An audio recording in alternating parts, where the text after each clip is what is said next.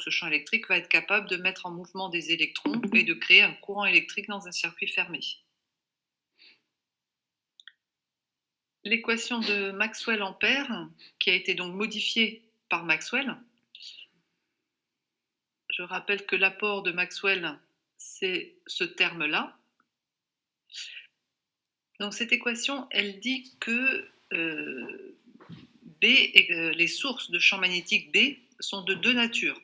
Il y a deux types de phénomènes qui peuvent générer un champ magnétique. Il y a les courants, J, donc ça c'est ce qu'on connaissait jusque-là via le théorème d'Ampère. Un courant dans l'espace génère autour de lui un champ magnétique B, mais on vient de voir qu'il y a une autre électron. Si vous avez un champ E qui dépend du temps, le second terme là n'est pas nul. Alors pour qu'il soit significatif ce terme, on se rappelle qu'il faut quand même que les fréquences de variation soient suffisamment élevées. Et à ce moment-là, ça va générer aussi un nouveau champ magnétique. Donc dans le théorème d'Ampère généralisé, il y a deux sources de champ B.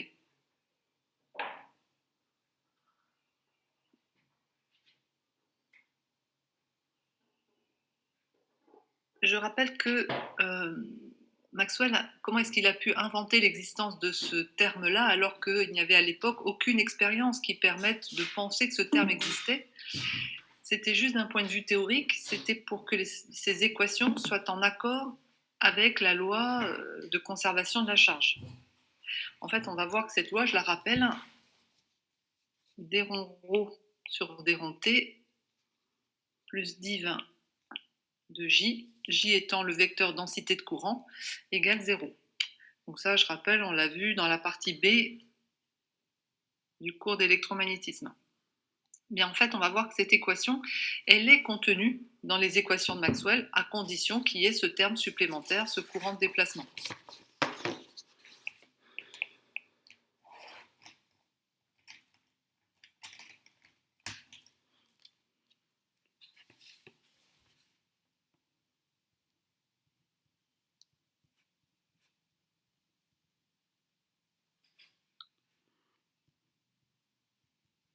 Pour la démontrer, on va partir de l'équation, la seule équation qui fait intervenir J, le vecteur densité de courant. Il faut bien qu'il y ait J quelque part pour qu'on puisse arriver à l'équation de conservation de la charge. Donc je pars de Maxwell Ampère.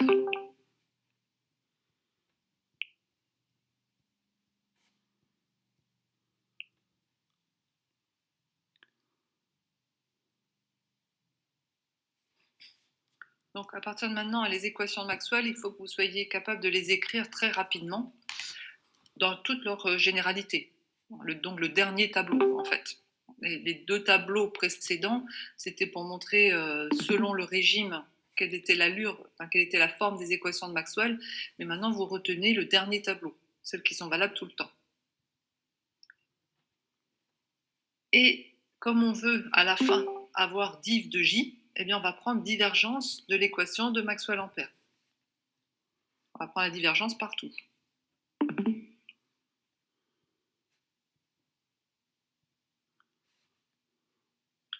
Donc je prends divergence de rotationnelle de B, ça va faire mu0 div de J, plus mu0 epsilon 0 qui sont des constantes, div de d rond E sur d rond T. Je rappelle que l'opérateur divergence est un opérateur différentiel, ce sont des dérivés par rapport aux variables d'espace, x, y et z. Donc quand je fais div de mu0j, le mu0, je peux le sortir de la dérivée. C'est pour ça que j'ai écrit mu0 div de j. Div de Roth, on va se rappeler aussi que la divergence, on peut l'exprimer en coordonnées cartésiennes du moins avec l'opérateur nabla. Nabla scalaire.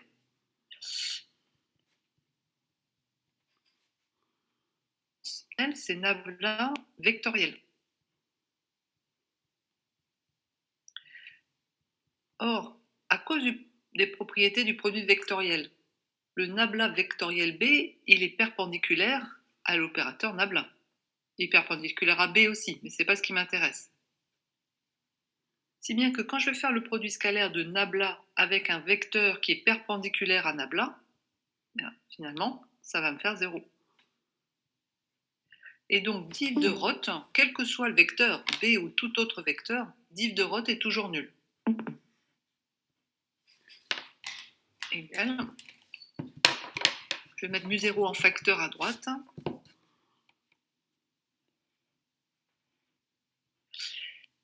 Et je m'occupe du dernier terme, divergence de la dérivée temporelle. En fait, les variables temporelles et spatiales sont indépendantes l'une de l'autre. Donc, dans ce qui est écrit ici pour le moment, je commence par dériver par rapport au temps. Puis je dérive par rapport à l'espace, à travers la divergence. Eh bien, on peut choisir de faire l'inverse. On peut d'abord dériver par rapport à l'espace, puis dériver par rapport au temps. Je peux intervertir les dérivées temporelles et les dérivées spatiales parce que x, y, z sont indépendantes du temps et réciproquement.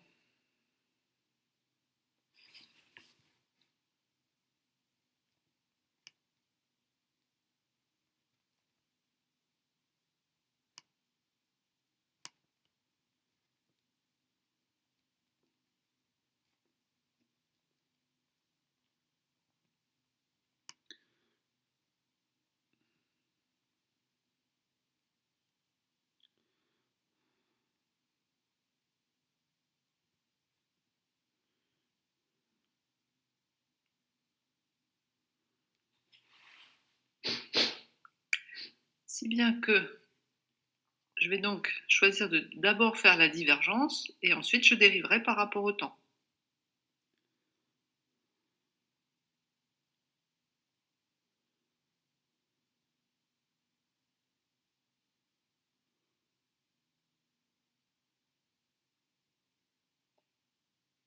Or, div de E, je vais le trouver dans Maxwell-Gauss. Je sais que div de E, c'est aussi ρ sur epsilon 0. Donc finalement, si on réécrit l'équation, alors j'ai mis... Si, c'est bon.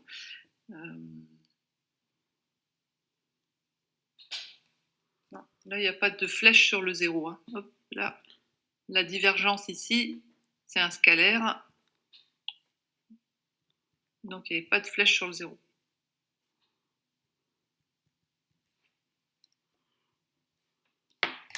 Enfin,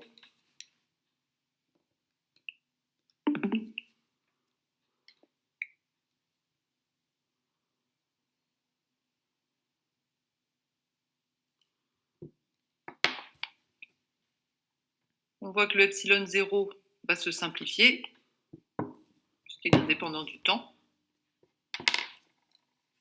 Mu0 n'est pas nul. Donc finalement, c'est le crochet qui est nul. Mais le crochet, ça n'est rien d'autre que div de J plus d rond ρ sur d rond t.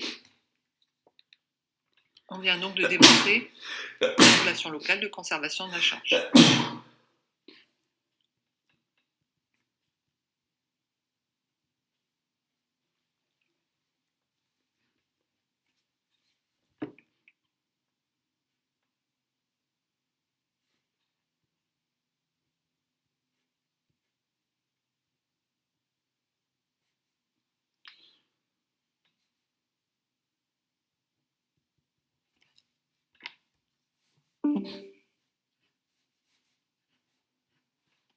On voit donc qu'en fait, cette équation, eh bien, elle est contenue, elle est incluse dans les équations de Maxwell, elle n'est pas indépendante.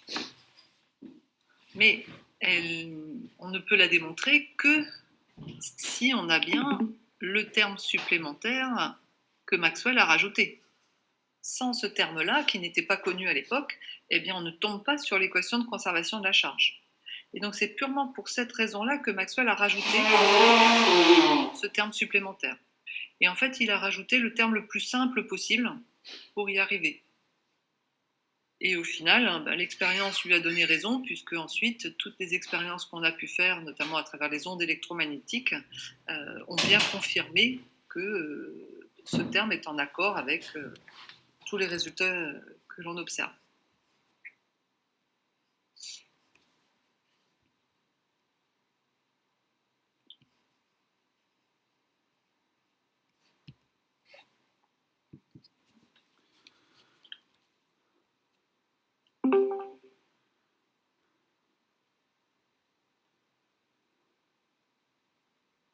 Et la formulation de conservation de la charge, je pense qu'on l'a déjà fait, on le refait rapidement.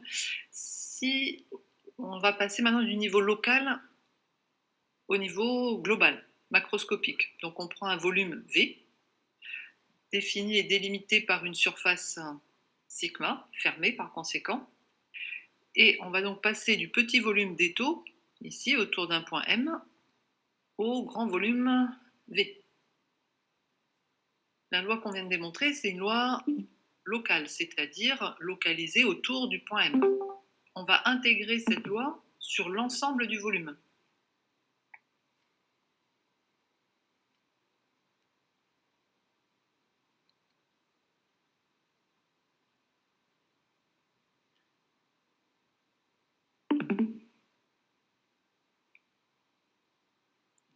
Donc on prend la loi précédente, on l'écrit dans le petit volume d'étau local et on somme sur tout le volume. On va scinder l'intégrale en deux.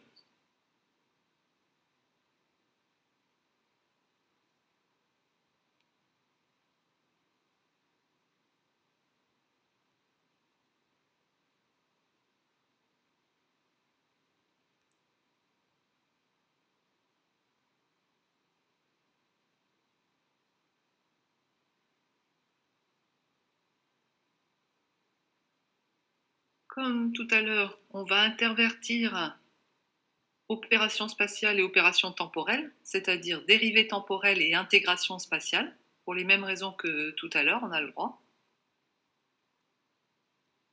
Et ici, on va utiliser le théorème de Strogatsky.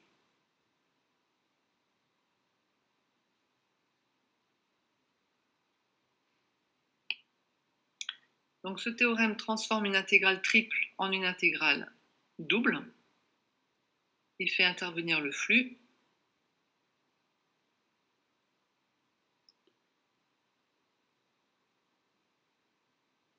Le flux de J à travers la surface sigma ici, avec le ds extérieur dirigé vers l'extérieur.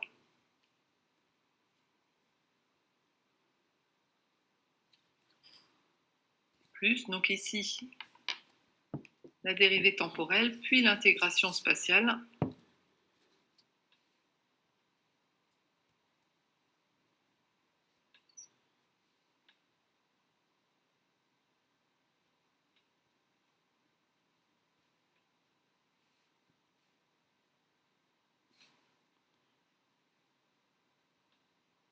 Et que représente la triple intégrale?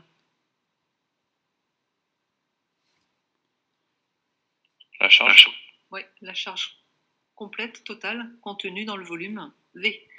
Rho, je rappelle, c'est la densité volumique de charge. Donc rho d'étau sur tout le volume, on obtient bien la charge totale, Q, ici, contenue dans le volume, à l'instant T.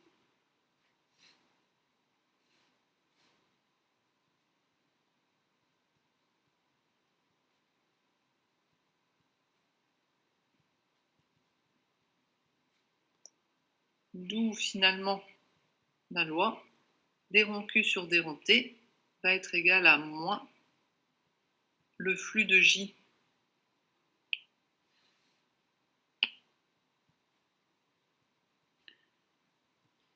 à travers la surface du volume.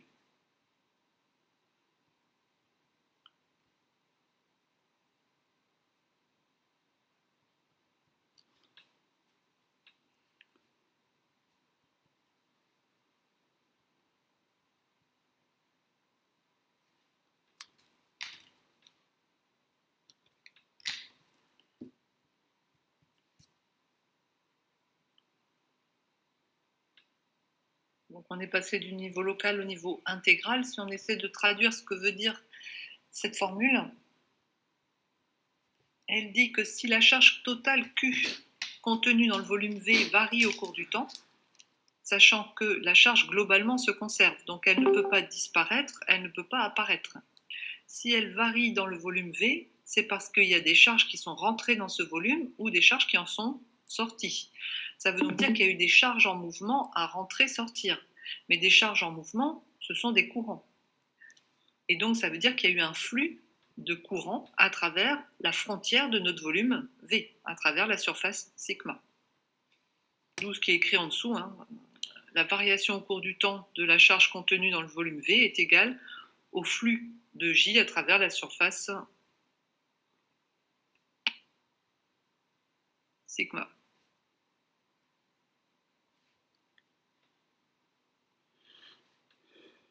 C'est exactement la même signification quand on prend la conservation de la masse. La masse se conservant, elle ne peut pas disparaître ou apparaître. Si à un endroit donné, la masse varie, c'est parce qu'il y a des flux de masse à passer par là. Et les flux sont reliés à la divergence. On peut aussi raisonner sur la loi locale.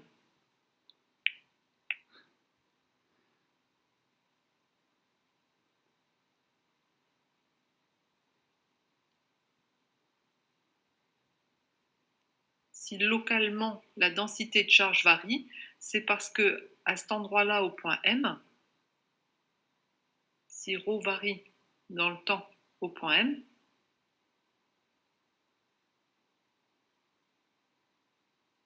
c'est parce qu'il y a des courants, des charges qui arrivent ou s'en vont.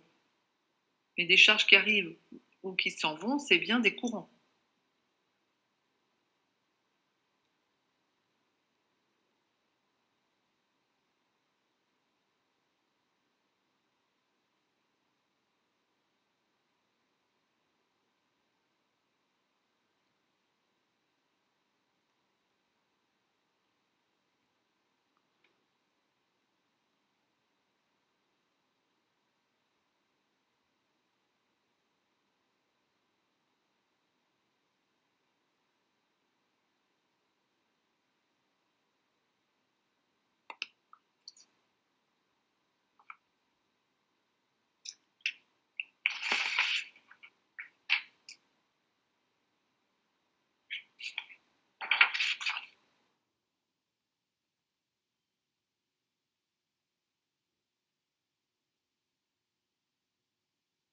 Donc essayez de mettre un peu de sens physique sur ces formules-là, de façon à être capable de les retenir.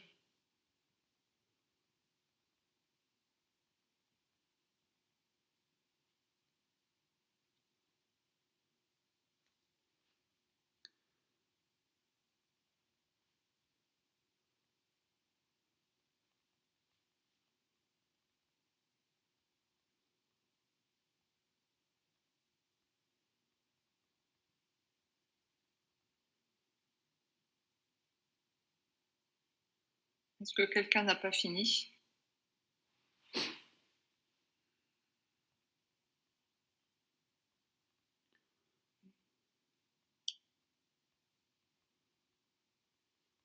Donc on a vu les équations de Maxwell dans un premier temps. Maintenant, on va revenir sur la notion d'énergie, donc d'énergie électromagnétique. Et on va commencer par un rappel de ce que l'on a vu au fil des chapitres, notamment dans le chapitre C sur les condensateurs. Eh bien, en étudiant le condensateur plan, on avait montré qu'il y avait une densité volumique d'énergie électrostatique qui était stockée dans le condensateur. Et cette densité d'énergie électrostatique, on va noter un par mètre cube. Est-ce que vous vous souvenez de son expression? 1/2 de E epsilon 0 au carré. Epsilon 0 carré, pardon. C'est ça, oui. En 2. Au point M avec le champ E ici au point M. Alors, à l'époque, ça ne dépendait pas forcément du temps. Maintenant, ça peut dépendre aussi du temps. Donc, on l'avait juste démontré dans le cas du condensateur plan parce que c'est l'exemple le plus simple et que le champ E était uniforme. Et on avait admis sa généralité à toute zone de l'espace où règne un champ électrique. Dans le chapitre C, la partie D du cours, on avait fait la même chose en étudiant le solénoïde très long, infini. On avait montré qu'il y avait aussi une densité volumique d'énergie magnétique qui était stockée. Et cette expression, elle ressemble beaucoup à la précédente, sauf qu'au lieu d'avoir epsilon 0, on va avoir 1 sur mu 0. Et au lieu d'avoir le champ E, on va avoir le champ B.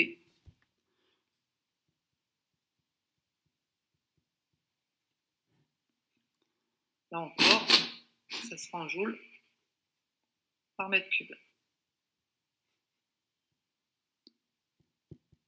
Et on va admettre aussi que maintenant, si on a à la fois un champ E et un champ B, c'est-à-dire un champ électromagnétique, couplés donc l'un à l'autre via les équations de Maxwell, on le verra dans le prochain chapitre à travers les ondes, eh bien on aura une densité d'énergie électromagnétique qui sera stockée à cet endroit-là.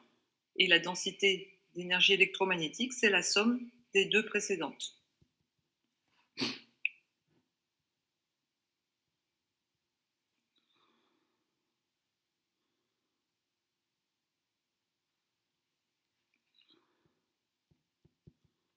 Donc, formule à connaître par cœur.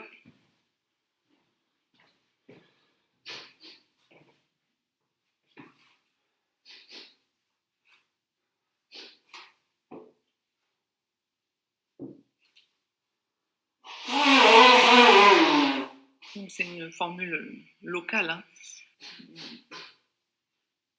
On peut mettre, si on veut, électromagnétique, toujours en joules par mètre cube.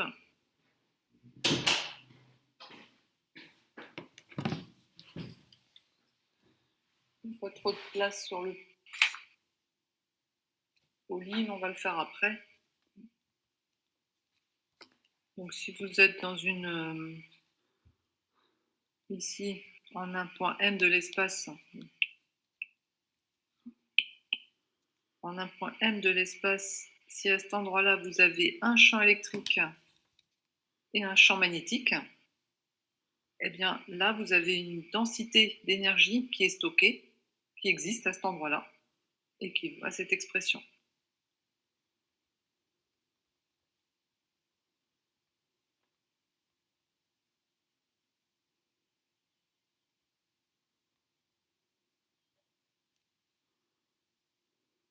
Alors, ce champ électromagnétique, ce champ E et ce champ B, donc en abrégé électromagnétique, souvent en note E, M, il va interagir avec la matière rencontrée via la force de Lorentz. On rappelle la force de Lorentz, si on a une charge Q animée d'une certaine vitesse V et soumise à un champ B et à un champ E, eh bien, cette charge ressent une force d'interaction égale à QE d'une part, la force électrique, plus QV vectoriel B, la force magnétique. L'ensemble est appelé force de Lorentz. Ça veut donc dire que si une onde électromagnétique, un champ E et un champ B qui se propagent dans l'espace, traverse un milieu matériel. Dans ce milieu matériel, il va y avoir des atomes. Dans ces atomes, il y a des protons, il y a des électrons, donc il y a des charges. Les charges des atomes vont interagir avec l'onde électromagnétique qui est en train de passer, avec le champ E et le champ B. Et ce champ, du coup, cette onde électromagnétique va céder une partie de son énergie aux charges, puisque le champ E et le champ B vont interagir avec la charge. On va commencer par calculer la puissance de cette force de Lorentz reçue par une charge. En charge. Définition de la puissance d'une force, c'est la force scalaire la vitesse. Donc ça va nous faire QE scalaire V plus QV vectoriel B, le tout scalaire V. Ça va être la puissance reçue par la charge Q de la part des champs E et B. Alors, je rappelle que ces champs E et B, d'où ils viennent? Ils proviennent d'autres charges. J'aurais pu le marquer ici. On peut imaginer qu'à côté, ici, il y a une distribution de charges. C'est cette distribution qui a généré dans l'espace environnant le champ E et le champ B. Et ces champs E et ces champs B, qu'est-ce qu'ils traduisent en fait? Ce sont les interactions entre la charge Q qui nous intéresse et les autres charges qui sont situées dans la distribution. Et donc nous, on s'intéresse à la puissance reçue par cette charge Q. Mathématiquement, le produit vectoriel, la V vectoriel B, il est perpendiculaire au vecteur V. Donc si je fais le produit scalaire avec V ensuite, eh bien, ça va faire 0. En fait, la force magnétique ne travaille pas. Sa puissance est toujours nulle. Et donc, finalement, il n'y a que le champ électrique qui va pouvoir donner de l'énergie à notre charge Q.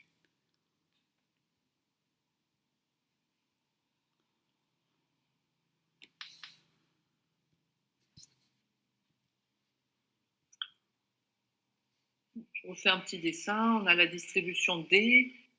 Maintenant, on a le milieu matériel qui nous intéresse ici.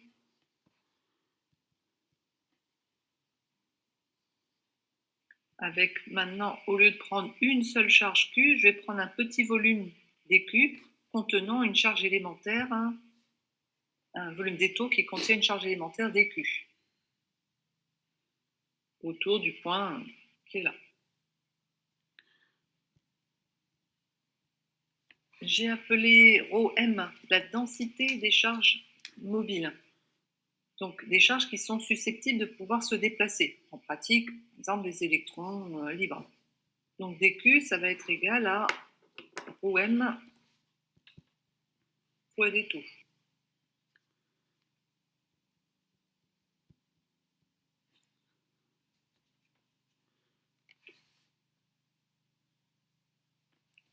On aurait V ici, la vitesse à cet endroit-là, point M.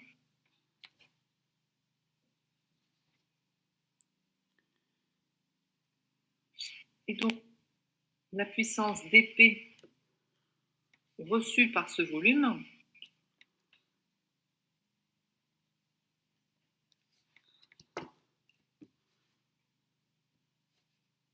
va être égale à dQ. Je reprends la formule qu'on a trouvée au-dessus. On avait trouvé que pour une charge, c'était QEV. Ben maintenant, au lieu d'en avoir qu'une, j'ai dQ charge. Donc ça fait dQE scalaire V. dQ, je le remplace par ρm des taux. Et j'intervertis les lettres.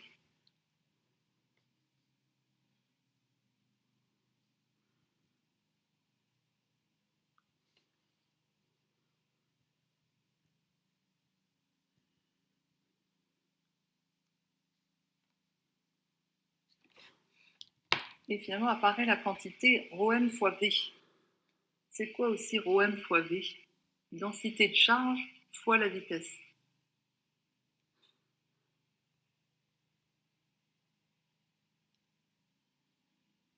C'est le vecteur J. Oui. Les autres, ne laissez pas toujours Benjamin répondre.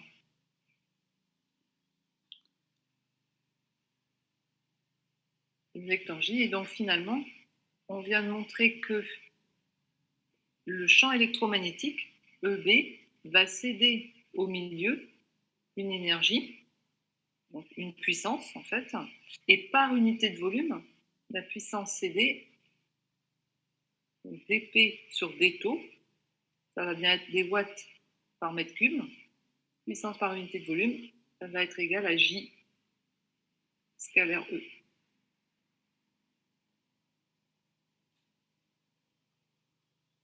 C'est l'encadré que vous avez.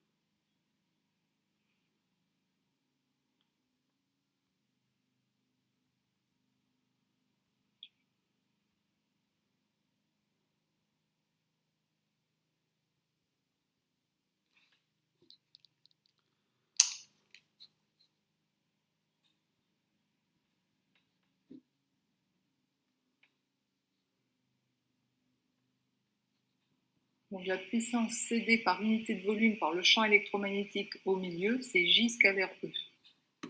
À connaître par cœur aussi.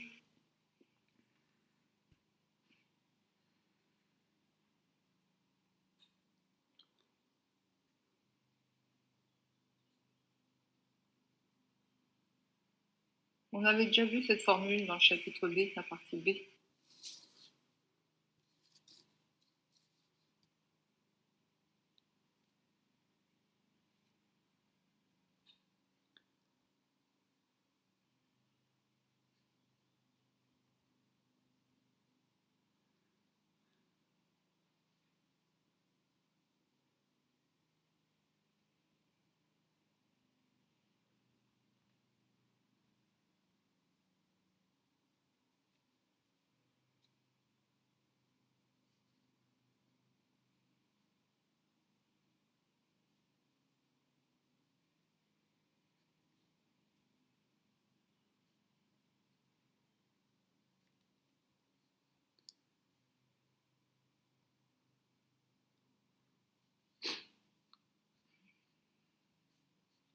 Du coup, maintenant, on va pouvoir faire un bilan énergétique.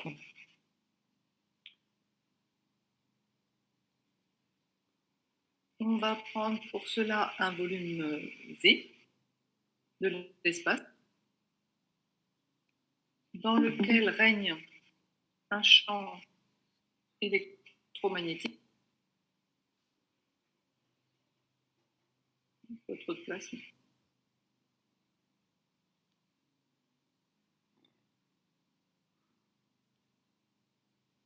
Donc, ce champ électromagnétique, il a pu être généré par une distribution voisine, D.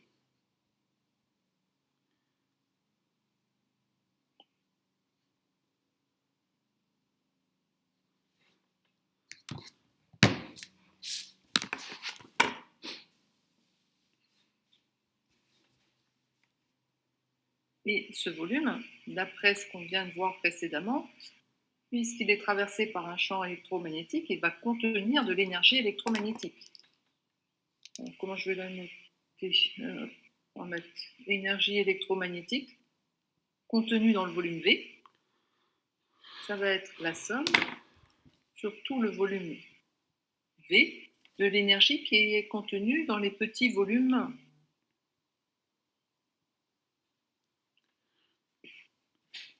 dans le petit volume des taux. On a vu qu'on avait UEM des taux. UEM, c'est par mètre cube, fois des taux, ça me donne donc l'énergie en joules dans le volume vert. Et ensuite, je somme sur tout le volume V.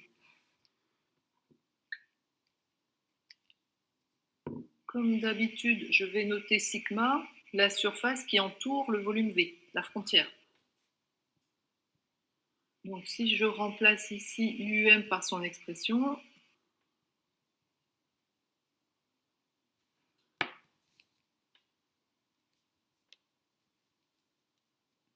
c'est ceci. Alors je n'ai pas écrit à chaque fois, hein, mais le champ E et le champ B là peuvent dépendre de M et du temps, donc ils ne sont pas uniformes, donc je ne peux pas forcément les sortir de l'intégrale. Ça dépendra des champs E et B et donc de la distribution qui est à côté. On va faire un bilan énergétique sur ce volume V entre l'instant T et l'instant T plus dt. Donc, comment on le fait de façon générale? On va dire au cours du temps. Si cette énergie varie au cours du temps, c'est pour deux raisons éventuelles. D'une part, le champ E et le champ B, on vient de voir qu'ils peuvent interagir avec les charges qui sont contenues dans le volume V, avec le milieu matériel qui est dans le volume V. Il va leur céder de l'énergie à travers le J scalaire E que l'on vient de voir. Mais on peut aussi imaginer qu'il y ait une fuite d'énergie à travers les frontières, ici. Ça, c'est ce que l'on va appeler de l'énergie rayonnée.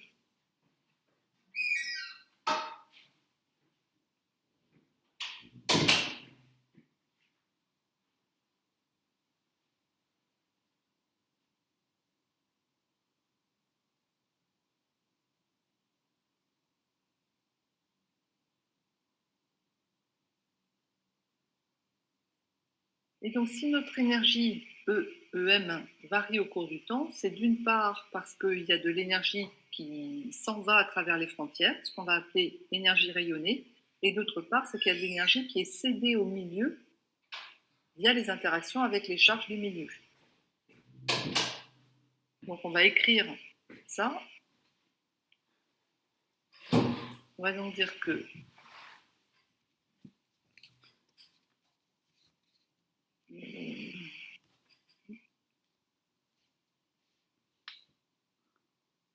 si notre énergie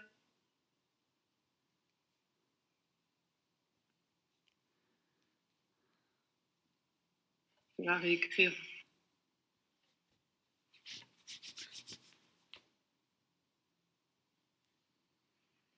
C'est parce que, alors peut-être déjà, c'est en quelle unité ça? D rond EM sur D rond T.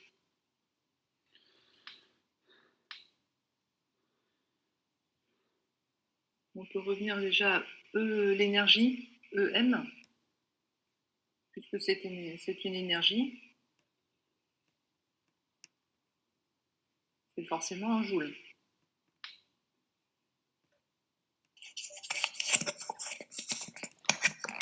Joule par seconde.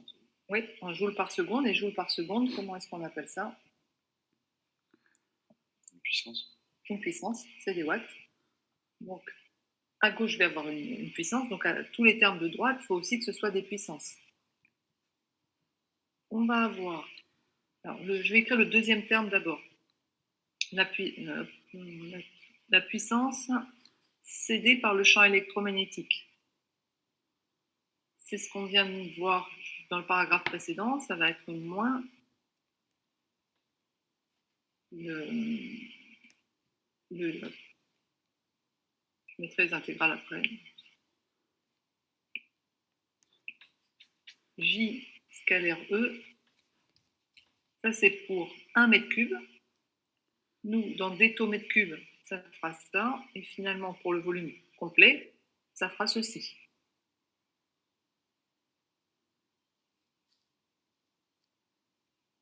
Et l'autre terme, la puissance rayonnée, celle-là, on imagine qu'elle puisse exister, on ne l'a pas encore prouvé. On imagine qu'il y ait de l'énergie qui peut sortir par les frontières. Donc si cette énergie existe, comme elle traverse une frontière et une surface, je vais noter sigma sur le dessin, la surface, eh bien, ça va être la double intégrale à travers cette surface. On va la diriger comme d'habitude vers l'extérieur. Et on va postuler l'existence d'un vecteur R ici, dont le flux représenterait l'énergie qui sort à travers la surface sigma.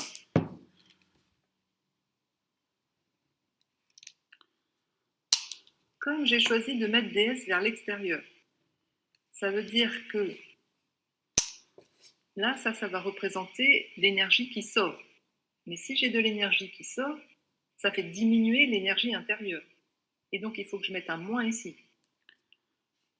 Si ma double intégrale là est positive, alors l'énergie intérieure par rapport au temps sera négative. Donc, il faut que j'ai un moins. C'est des pertes, en fait. De même que si le champ électromagnétique cède de l'énergie aux charges qui sont dans le milieu, c'est de la perte aussi pour le champ électromagnétique. D'où le moins aussi qui est devant l'intégrale verte.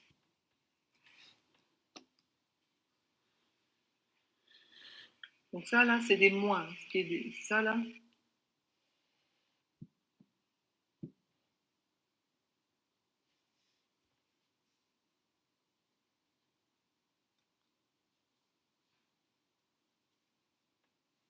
vers les surfaces.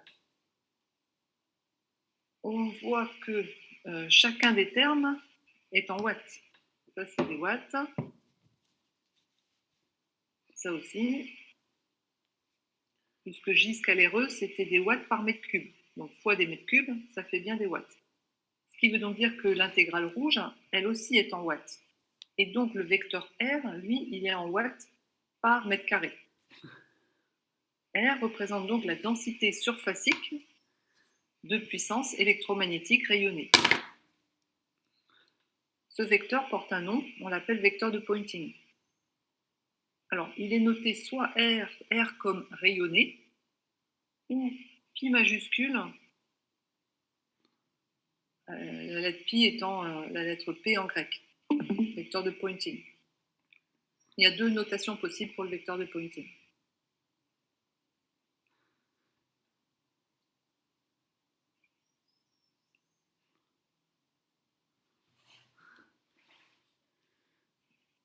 Bon, pour le moment, on ne sait pas ce qu'il vaut, on ne sait même pas s'il existe, ce vecteur R. Juste avant de le trouver, on va faire une petite analogie pour comprendre ce que veut dire ce bilan énergétique qu'on vient de faire. J'ai pris comme image, au lieu de l'énergie électromagnétique, on va prendre l'effectif, la population d'une ville. Donc là, vous avez le volume V, c'est la ville en fait. Et on va appeler N, la population de la ville, à l'instant T. Et donc si la population varie, donc la variation du nombre de personnes, bien, ça va être égal à ce qui est absorbé à l'intérieur, si vous voulez, donc ça va être les décès, donc moins parce que c'est une perte, moins D, les décès, plus les naissances. Alors ça, j'en avais pas, nous, dans notre bilan énergétique, il n'y a rien qui a créé l'énergie. L'énergie, elle est...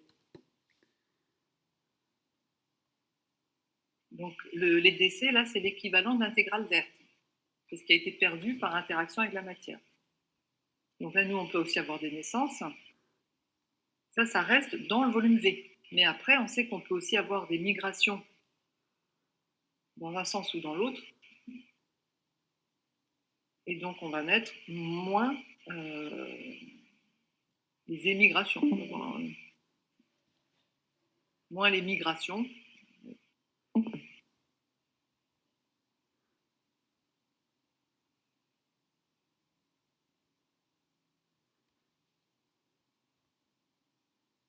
Compter positivement vers l'extérieur, négativement vers l'intérieur. Donc les migrations, en fait, c'est l'équivalent du rayonnement, de ce qui rentre et ce qui sort à travers la surface sigma.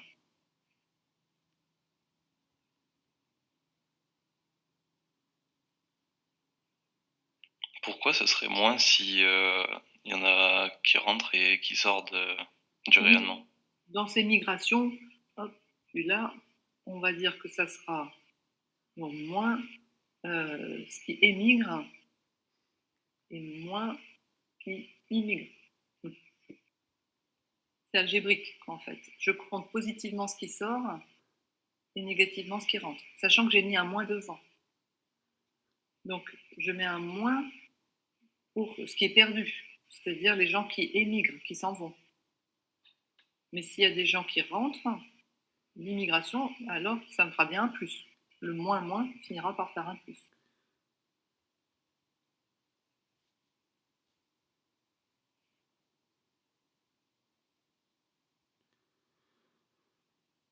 À chaque fois qu'on perd, en fait, on met un moins.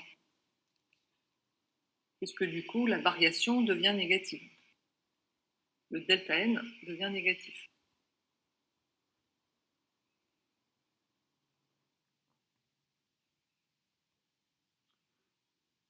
C'est juste une petite analogie pour montrer ce que veulent dire les deux termes, l'intégrale rouge et l'intégrale verte.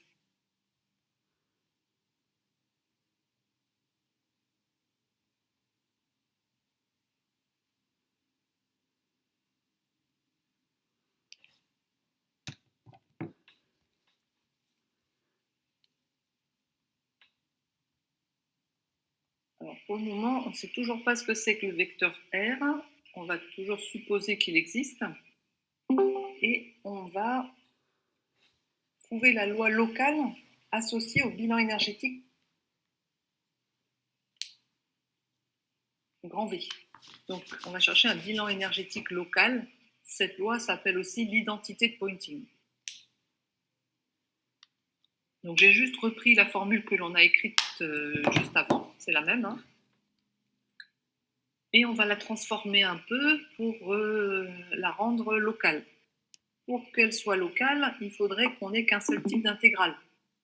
Ça veut donc dire que l'intégrale double, là, j'aimerais bien la transformer en intégrale triple. Et comme ça, je pourrais tout rassembler dans une seule intégrale. Pour transformer une intégrale double en triple, on va utiliser le théorème d'Ostrogradski. Et on va encore utiliser l'argument que variables d'espace et variables temporelles sont indépendantes. Et donc, je peux intervertir ici les deux opérations mathématiques. On va donc avoir la triple intégrale de d rond UEM sur d rond T, d taux, égale moins, je transforme via le théorème d'Ostrogradski la double en une triple. J'intègre donc sur le volume contenu dans la surface, alors je l'ai noté sigma, 2, et on sait que quand on prend le théorème de Strogatsky, c'est la divergence qui apparaît.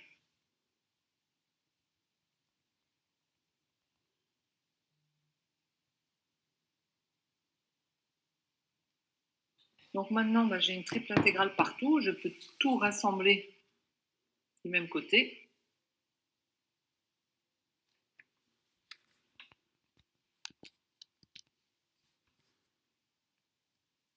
C'est normal les 4 intégrales sur la Il y en a première? 4. Ouais. Non, ok. Hop, bien sûr que non. Hop. Je trouvais bien aussi qu'elles avaient une drôle d'allure. Hop.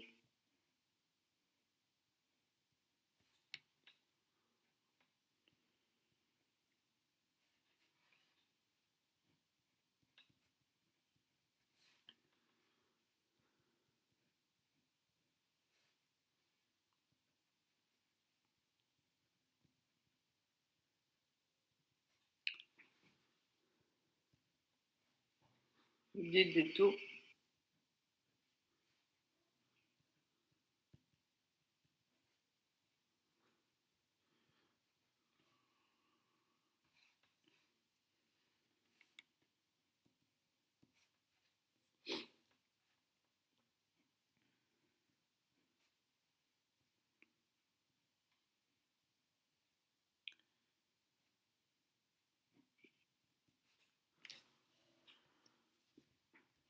Nul qu'on vient de démontrer, elle est vraie quel que soit le volume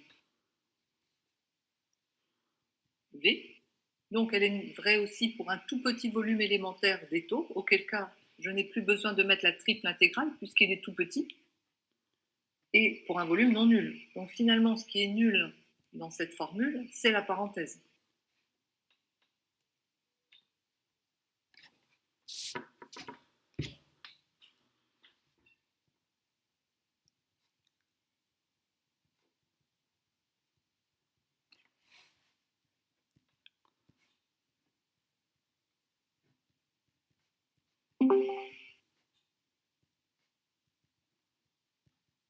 Finalement, on obtient bien une loi locale.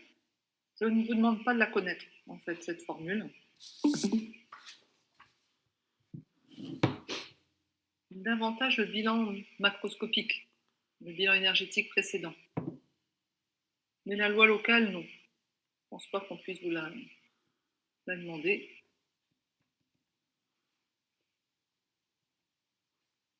On va juste la commenter.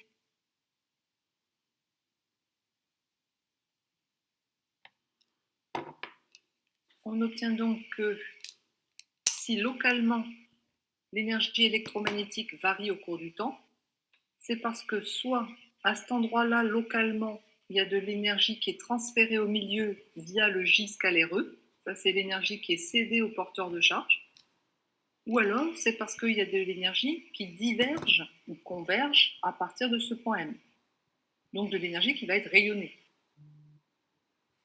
C'est encore la même signification que pour la conservation de la charge tout à l'heure.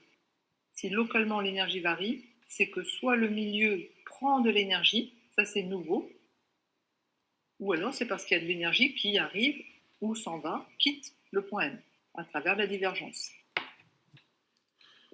Donc j'ai réécrit la formule en remplaçant l'énergie volumique EM par son expression. Cette formule s'appelle identité de Poynting, mais je ne vous demande pas de la connaître.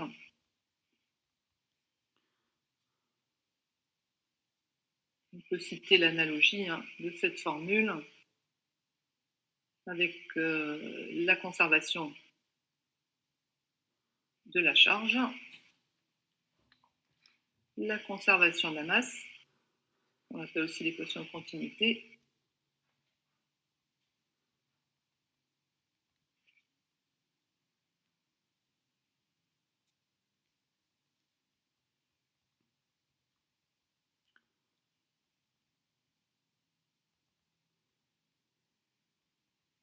alors on a supposé qu'il existait de l'énergie rayonnée, on a supposé que ce vecteur R de Poynting existe, mais en fait on ne sait pas ce qu'il vaut. En fait on va maintenant trouver l'expression du vecteur de Poynting, et pour ça il faut forcément repartir des équations de Maxwell qui contiennent tout.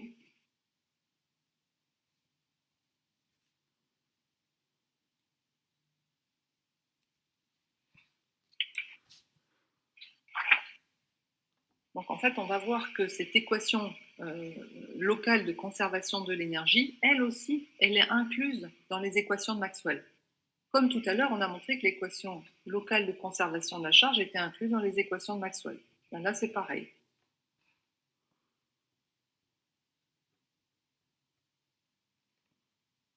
Donc, on va partir sur l'équation locale qu'on vient de démontrer là. Et on va essayer de la faire apparaître dans les 4 équations de Maxwell.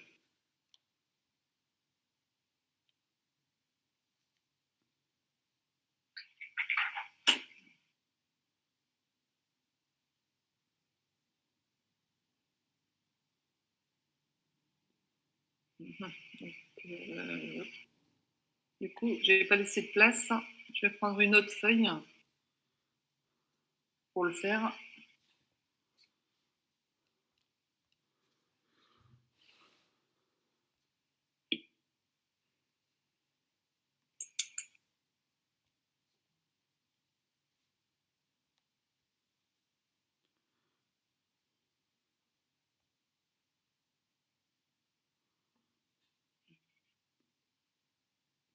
Bon, je réécris peut-être tout pour qu'on l'ait sous les yeux.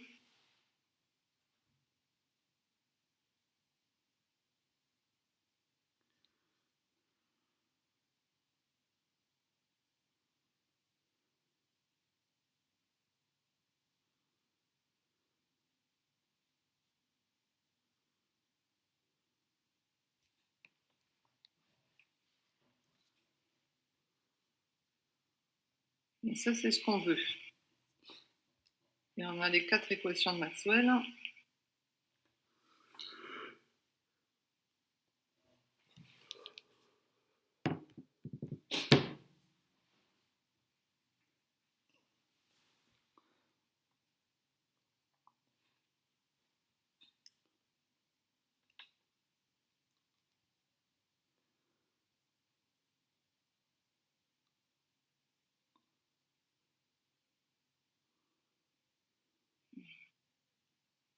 Alors, pour le démontrer, on va partir. Madame, c'est quoi les 2 bâtons qu'il y a devant la dérivée partielle? C'est quoi là? Je sais pas, il y a 2 traits devant la dérivée partielle. C'est juste, ça sert à rien ça. Ah, ok, c'est pas une intégrale. Ah non, non, non, non, non, non. Ok. Non, non.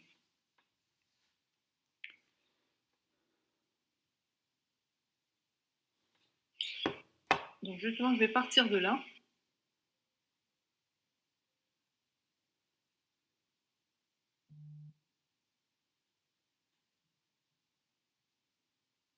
Et le but, c'est d'arriver au second membre en utilisant les équations de Maxwell.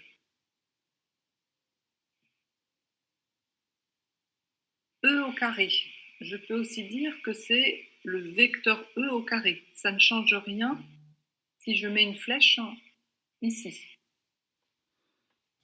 Est-ce que tout le monde est d'accord avec ça? Je vais le mettre, je mets ici E scalaire E, c'est-à-dire E au carré. Vous êtes d'accord que c'est la norme de E fois le cosinus de l'angle entre E et E, qui vaut 1. Donc, E au carré, vecteur, c'est la même chose que E sans vecteur au carré. Donc, j'ai rajouté les flèches. Donc ça, je dérive par rapport au temps. Les constantes, on les sort. Le E au carré, ça va donc donner 2 E des ronds E sur des ronds T.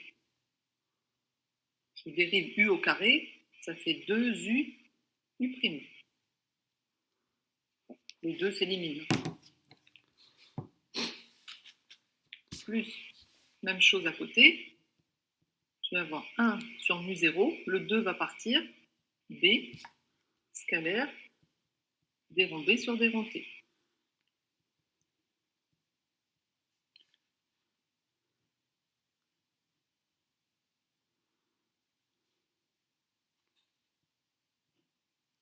Là, on va remplacer des ronds E sur des ronds T par ce morceau-là, c'est-à-dire on va utiliser ici Maxwell Ampère. Ici, pour remplacer des ronds B sur des ronds T, on utilisera Maxwell Faraday.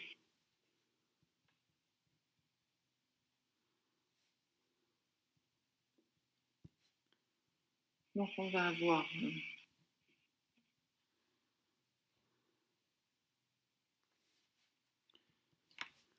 rotationnel de B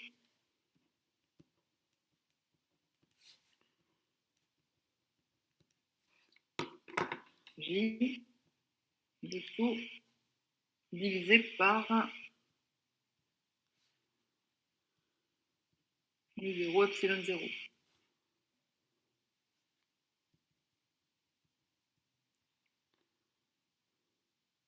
Même chose à côté. Maxwell Faraday, ça va être égal à moins rotationnel de E.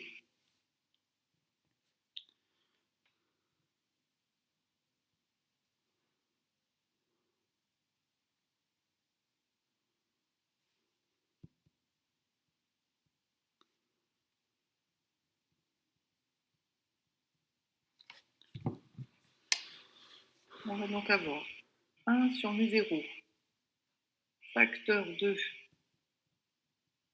E rotationnel de B. Je laisse tomber le J pour le moment, je le mettrai à part et je le rassemble avec l'autre terme où j'ai encore 1 sur mu0 en facteur. Donc moins B rotationnel de E. Et le J maintenant, il reste moins les mu0 s'en vont, il reste J scalaire E.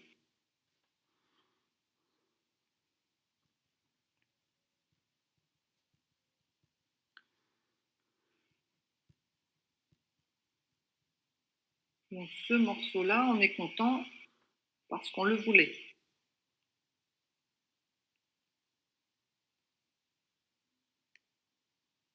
Alors l'autre morceau, là je vais vous demander d'admettre, c'est un résultat d'analyse vectorielle, là, le E rod de B moins B rod de E,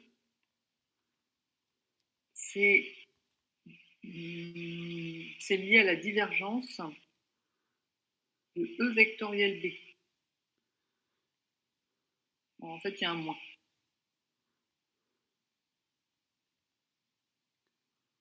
Bon, ça se démontre, mais je ne vais pas le faire, c'est mathématique, là. Divergence de E vectoriel B, ça fait ça, E rod de B moins B rod de E. Ça fait penser à la dérivée d'un produit, sauf que ce n'est pas un produit, c'est un produit vectoriel.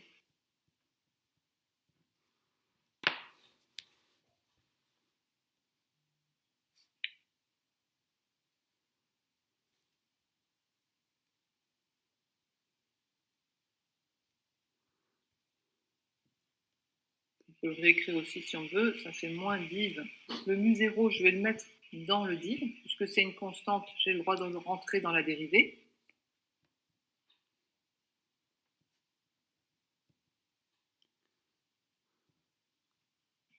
Donc là, on a bien les termes verts là, qui sont compatibles. Et le moins div de R, eh bien, je viens de le trouver aussi, moins div de quelque chose. Le quelque chose qui est dans la parenthèse, c'est ce que je vais identifier au vecteur de pointing R que je cherchais.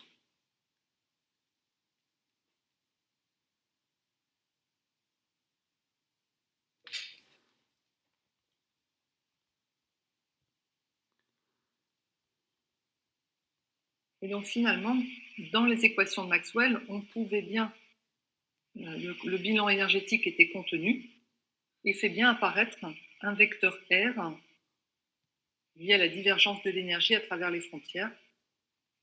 Ce vecteur R, on va l'apprendre par cœur. Je vous laisse finir de noter.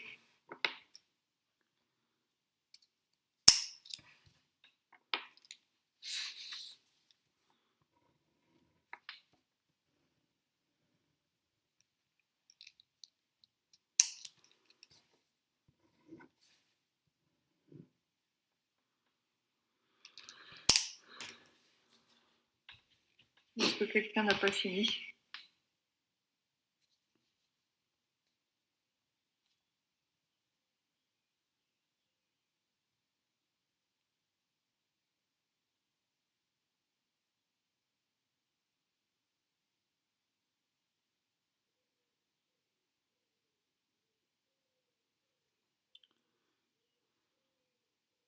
Et donc finalement, on vient de trouver l'expression du vecteur de pointing.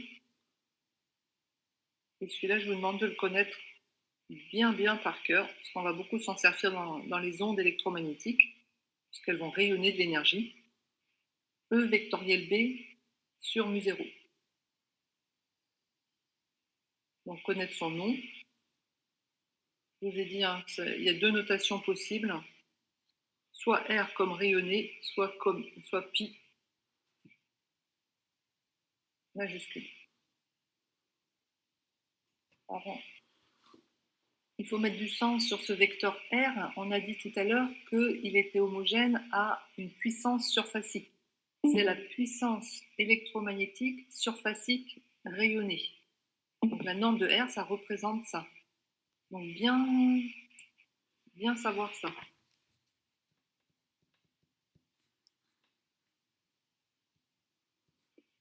Si bien qu'il sera en quelle unité?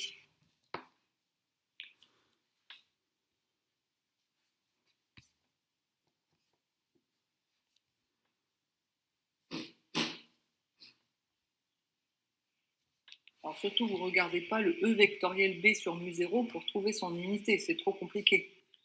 Vous regardez juste sa signification physique. Puissance surfacique. Watts par mètre carré. Watts par mètre carré.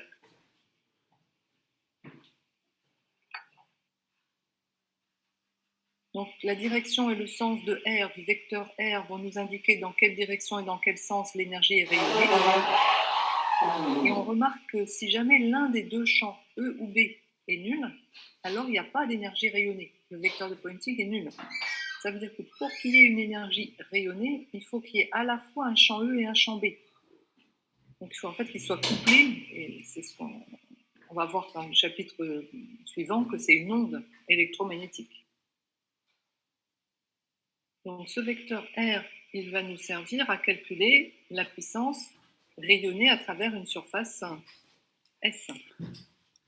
On prend un petit schéma, une surface S ici. On va prendre différents points sur la surface. Comme d'habitude, on définit un vecteur surface dirigé vers l'extérieur, perpendiculaire à la surface. Et on aura un vecteur R ici. Alors parfois, le vecteur, il peut rentrer, hein, ça peut être sortant ou rentrant. En différents points P de la surface S. Et donc la puissance totale qui va être rayonnée à travers cette surface, ça va être la double intégrale de R scalaire ds. Donc R scalaire ds, ça fait bien des watts par mètre carré fois des mètres carrés, ça fait des watts. On va sommer sur toute la surface pour avoir l'ensemble de la puissance qui est sortie de notre surface de façon algébrique.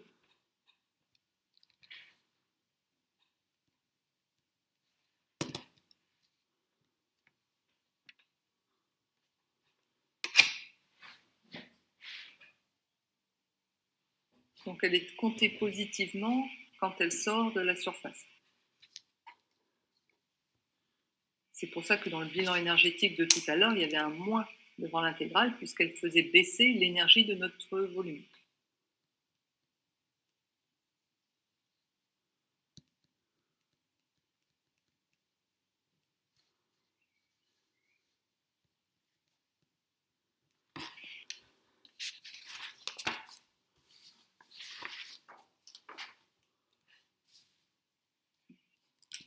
Donc ça, c'est un peu théorique pour le moment. Vous l'apprenez et on va s'en servir dans les ondes électromagnétiques dans le prochain chapitre.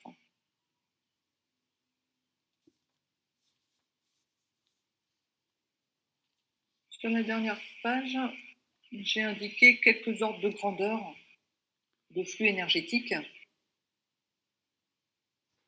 Par exemple, si on prend le flux qui nous vient du Soleil, c'est environ 1400 watts par mètre carré.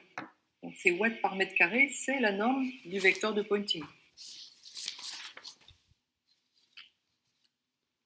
Donc vous voyez ce que ça veut dire, vous prenez 1 mètre carré sur la Terre et il reçoit, c'est ça le vecteur de Poynting. Après, je vous ai mis différentes sources lumineuses avec les différentes puissances ou puissances surfaciques que l'on peut avoir, notamment avec les lasers qui permettent d'avoir des puissances surfaciques très grandes puisqu'on peut concentrer leurs faisceaux sur de toutes petites surfaces et donc obtenir des R, des valeurs de vecteurs de Poynting très grandes. Donc ça, je vous laisserai lire.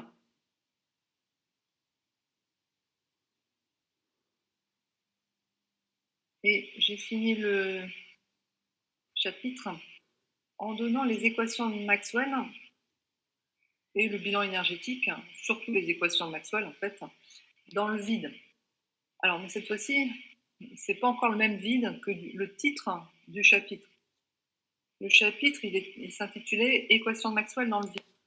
Ça voulait dire en dehors des milieux de type magnétique ou diélectrique à propriété magnétique ou propriété polarisante. Là, quand on dit dans le vide, ça veut dire en dehors des charges et des courants. Alors ça, c'est un petit peu embêtant parce que dans les énoncés, il faut savoir ce qui est attendu. Bon, en général, c'est assez clair, mais faites attention, il existe plusieurs dénominations pour dans le vide. Ça ne veut pas toujours dire la même chose. Donc là, on va s'intéresser aux équations de Maxwell dans des zones situées en dehors des distributions de charges et de courants. On va faire un petit dessin. Imaginons qu'on ait ici une distribution dans laquelle il y ait des charges et des courants. Eh bien, nous, on va se placer en un point M qui n'appartient pas à la distribution. Et donc, en ce point M-là, il n'y aura pas de charge et il n'y aura pas de courant.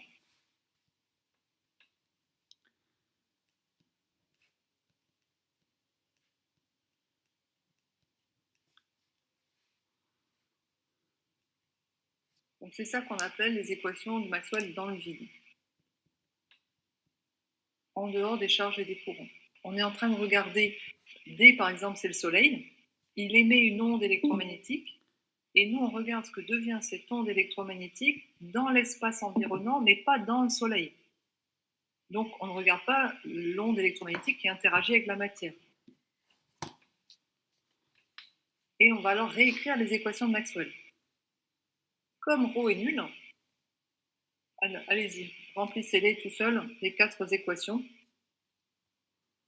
pour vous entraîner à les écrire.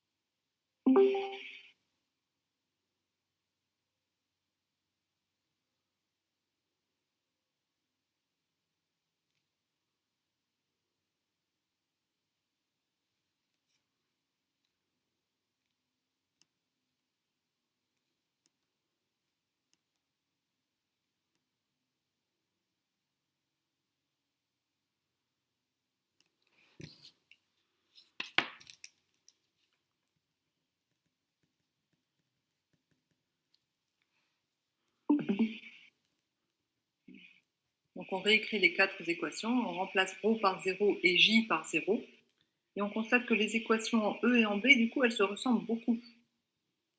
Si bien qu'on verra que E et B vont vérifier les mêmes équations. Et on verra que E et B vont vérifier une équation de type d'Alembert, c'est-à-dire une équation de propagation. Donc en fait, le champ électromagnétique EB, il a une nature ondulatoire. C'est ce qu'on verra dans le prochain chapitre. On peut réécrire le bilan énergétique, moins important.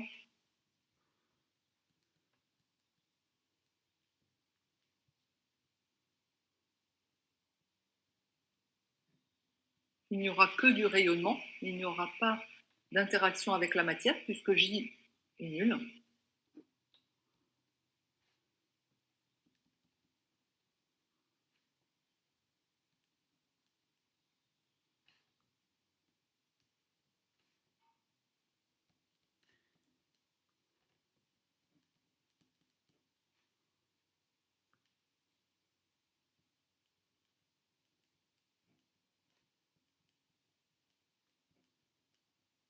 Ce que je vous demande surtout de savoir, c'est d'écrire les 4 équations de Maxwell qui sont là. Ça va être le point de départ du prochain chapitre.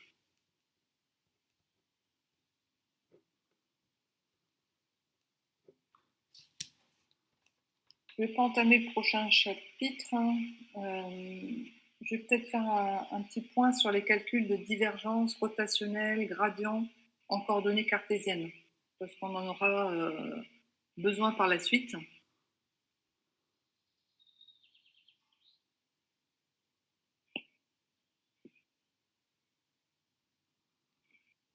Donc c'est à part, je vais donner un référentiel. Donc dans ce formulaire, vous avez toutes les formules que je ne vous demande pas de connaître sur divergence rotationnelle gradient. Ce que je vous demande juste de savoir, c'est les expressions en coordonnées cartésiennes. Et au fur et à mesure, s'il y a des formules à connaître, je vous le dirai. Donc vous le prenez juste pour le moment comme un formulaire que vous pouvez consulter. Et je vais vous montrer comment retrouver les expressions en coordonnées cartésiennes. Donc tout est basé sur l'opérateur Nabla. C'est celui-là qu'il faut connaître.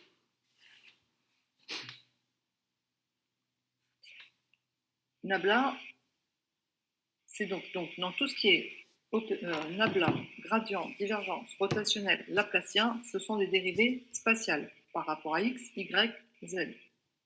Donc l'opérateur Nabla, c'est celui-ci.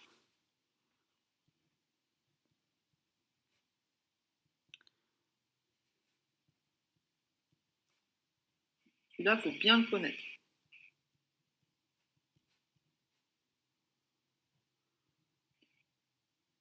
Et selon l'objet auquel on va appliquer cet opérateur, eh bien, on va tomber sur gradient, divergence ou rotationnel ou laplacien.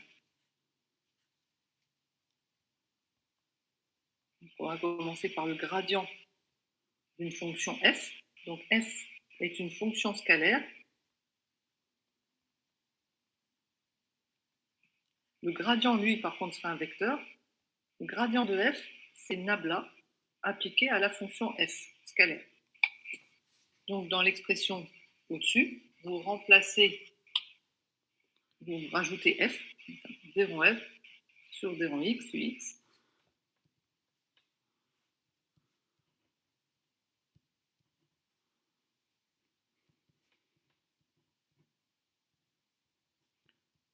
Donc vous obtenez le gradient.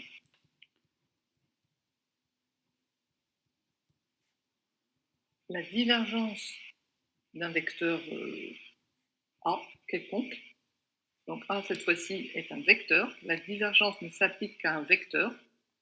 Le vecteur A, on va appeler AX, AY et AZ ses composantes suivant X, Y, Z.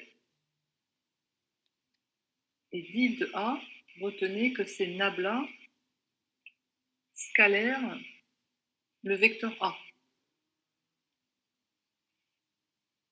Donc vous prenez le vecteur nabla qu'on a encadré et vous faites le produit scalaire avec le vecteur A.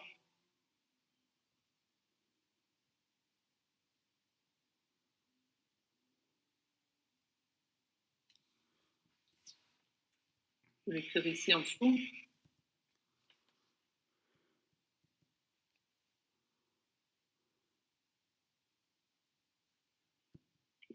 A scalaire nabla ou nabla scalaire. Ça va faire v rond AX sur v rond X, plus v rond AY sur v rond Y, plus v rond AZ sur v rond Z.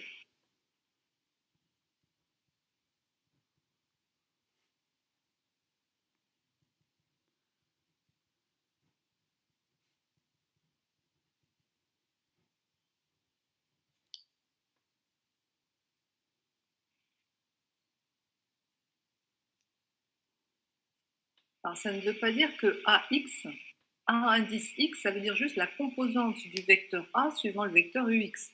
Ça ne veut pas dire que cette composante ne dépend que de X. Elle peut très bien dépendre aussi de Y et de Z. Mais dans la divergence, la seule dérivée qui apparaît, c'est sa dérivée par rapport à X.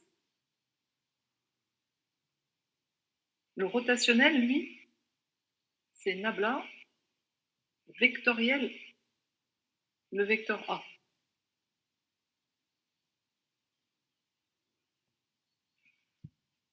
Alors, autant le gradient et la divergence, vous pouvez éventuellement les retenir par cœur, ou vous retenez surtout comment on les calcule. Comme ça et comme ça. Ça, vous pouvez vite fait les retrouver. Et ils ne sont pas durs à retenir sinon. Le rotationnel, par contre, vous retenez juste que c'est nabla vectoriel A. Et après, quand vous en avez besoin, vous faites le calcul.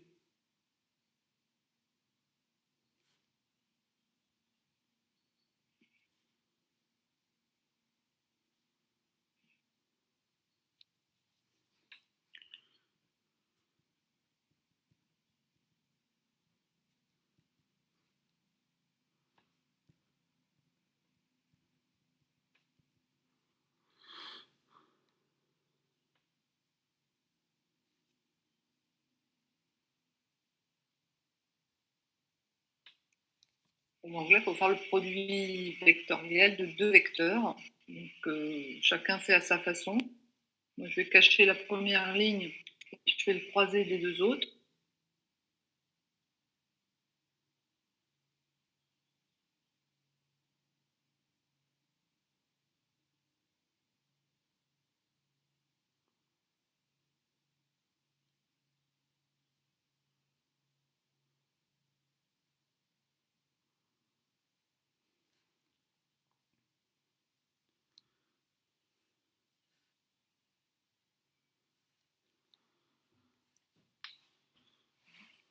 Donc, évidemment, ce résultat, vous ne le retenez pas.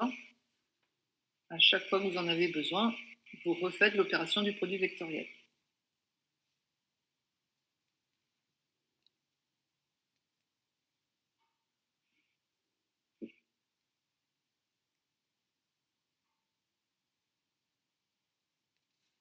Parfois, ce produit vectoriel sera plus facile à calculer parce que certaines composantes des vecteurs seront nulles. Soit il n'y aura pas de dépendance suivant x et y, il ne restera que la dépendance suivant z, et donc il n'y aura que la dérivée par rapport à z, et le vecteur A n'aura qu'une ou deux composantes, et les autres seront nulles, si bien que le produit vectoriel parfois sera plus simple à calculer. Ça, c'est le cas général.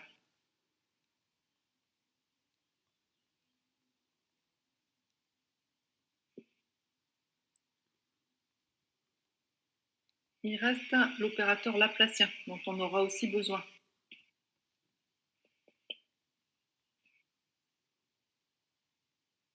Alors, l'opérateur laplacien, il est noté grand delta.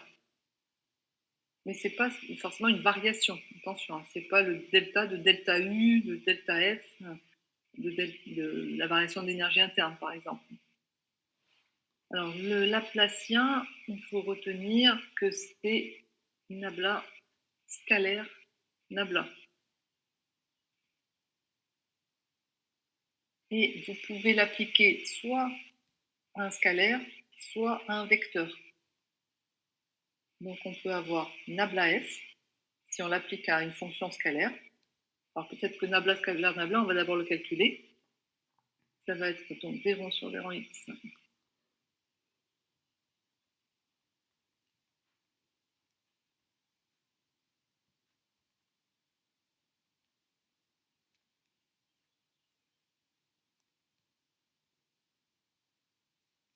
Si on fait ça, finalement, il va venir la dérivée seconde à chaque fois. C'est n'importe quoi.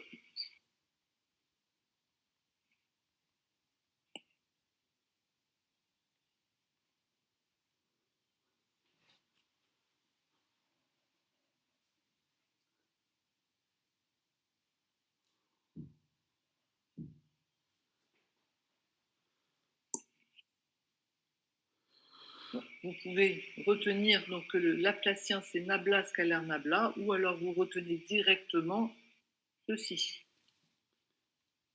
C'est la somme des trois dérivées secondes. Si bien que si vous l'appliquez, c'est les trois dérivées secondes de f pour une fonction f qui dépendrait de x, y et z, qu'on appelle un champ scalaire. Mais on peut aussi l'appliquer à un vecteur, l'opérateur laplacien, un vecteur A. Donc comme tout à l'heure, un A de composante AX, AY, AZ. Alors, eh bien, c'est un vecteur. Du coup, on peut mettre une flèche sur le Laplacien, puisque le résultat est un vecteur. C'est le Laplacien de AX. Ces composantes, c'est Laplacien de AX, Laplacien de AY et Laplacien de AZ. Un peu long à écrire.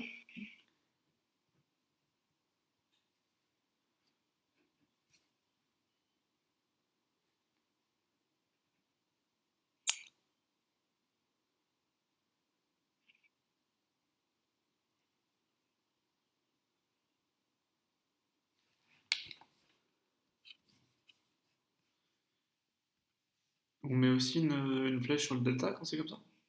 Oui, on peut ou on ne. C'est pas obligatoire en fait. Moi, j'ai tendance à ne pas la mettre et à l'oublier, mais c'est pas mal de la mettre pour se rappeler que c'est un vecteur. Quand on l'applique à un vecteur, le résultat est un vecteur et donc on peut mettre une flèche sur le Laplacien.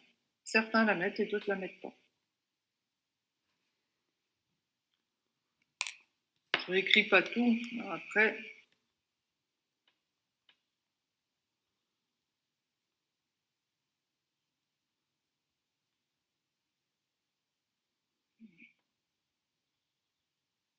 on avait déjà vu tout ça, mais c'est un rappel qui va servir dans les prochains chapitres.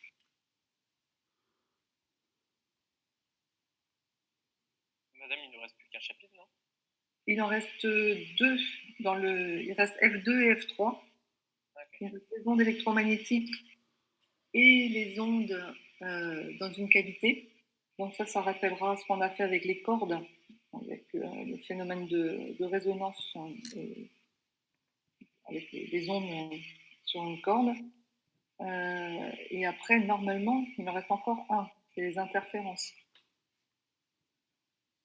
Et ça, ce sera après les vacances.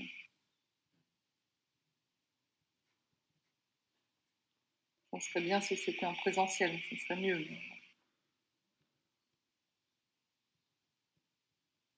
Pour le chapitre le plus simple. Et il y a une formule que je vous demande de connaître, qui est juste là-dessus. On va la voir la semaine prochaine, donc je vous le redirai. C'est celle-ci, c'est rotationnel de rotationnel d'un vecteur, n'importe lequel. Rot de rot. Regarde s'il y est dans le... On voit pas dans le formulaire.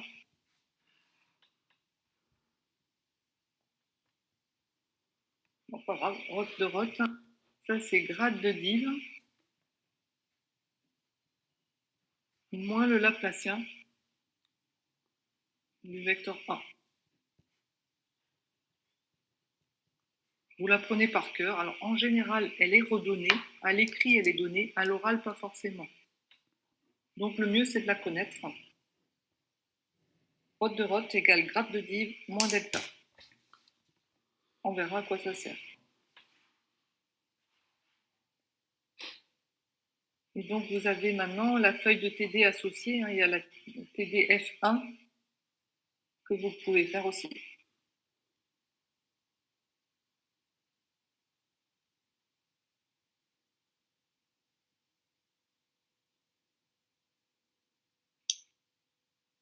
Et donc, dans les autres systèmes de coordonnées, il faut faire très attention. Tout ce que je viens de vous expliquer avec l'opérateur nabla, là, ne fonctionne pas. Ça ne fonctionne qu'en coordonnées cartésiennes. Surtout, n'essayez pas d'appliquer cette méthode avec le nabla en cylindrique ou en sphérique. Ça ne marche que pour les cartésiens. Pour les autres systèmes, forcément, on vous donne des expressions de div et de rot et de delta. On se retrouve cet après-midi pour les TD, donc méca flux. Qu'on avance bien sur méca flux, quitte à faire des